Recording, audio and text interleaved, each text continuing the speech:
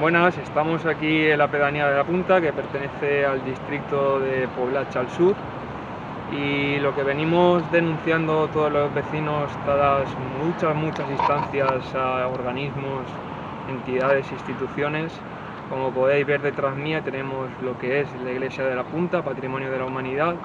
Justo detrás, pues entre muchísimas cosas que denunciamos, es el tema de ocupas, el tema de prostitución, como podéis ver en las imágenes, y es que ya ha llegado un momento que es completamente un abandono.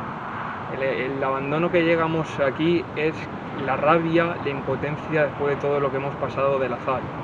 La ZAL, desde que pasó de la ZAL y entró el nuevo gobierno, no tenemos respuesta de nada de ninguna de las instancias. Las instancias de respuesta es de una forma minoritaria.